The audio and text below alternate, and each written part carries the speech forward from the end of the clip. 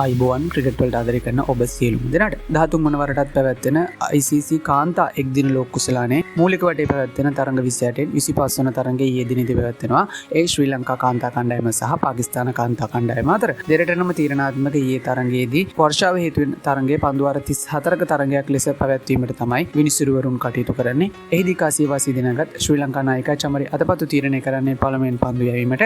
ඇයගේ ආරාධනෙන් පළමුවෙන් පන්දුවට පහර දුන් පාකිස්තාන කණ්ඩායම පන්දු වාර 4 පන්දු දෙකකදී ලකුණු 18ක් ලබාගෙන තිබුණා කිසිවෙකු නොදෙවි. පස්වන පන්දු වාරයේ දෙවන පන්දුව ක්‍රියාත්මක කරන විට තරඟයට නැවතත් වර්ෂාවෙන් බාධා එල්ලවීම හේතුවෙන් තරඟය తాවකාලිකව නතර කරන්නට විනිසුරුවන්ට සිදුවනවා. කෙසේ වෙතත් එතෙන් පටන් දිගින් දිගටම තරඟයට වර්ෂාවෙන් බාධා එල්ලවීම හේතුවෙන් තරඟය අතහැර දමන්නට විනිසුරුවන්ට සිදුවනවා. ඉතින් එම නිසාවෙන් කණ්ඩායම් දෙකටම එක් ප්‍රසාද ලකුණු බැගින් ලැබී තිබුණා. එහිදී වර්ෂාව හේතුවෙන් තරඟය අතහැර දමුණත් ශ්‍රී ලංකා කාන්තා කණ්ඩායම මෙවර ප්‍රසාද ලකුණු සටහනේ තවත් ඉදිරියට පැමිණීමට සමත් තිබෙනවා.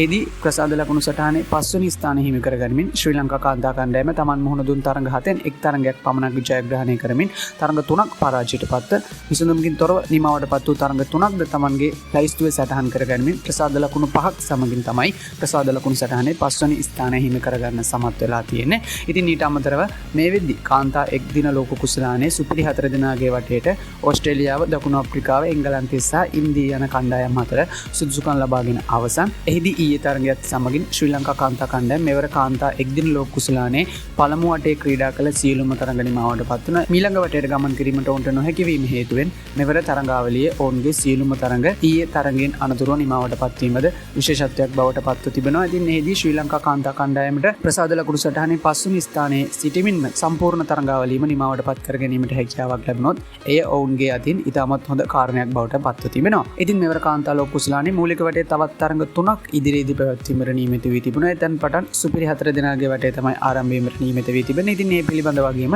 ක්‍රිකට් පිටිය අලුත් වන සියලුම තොරතුරු එසනින් අපි ඔබ සමග බෙදා ගැනීමට සූදානම්ෙන් සිටිනවා. subscribe කරලා දිගටම නැදී සිටින්න අපේ YouTube නාලිකාවත් සමග.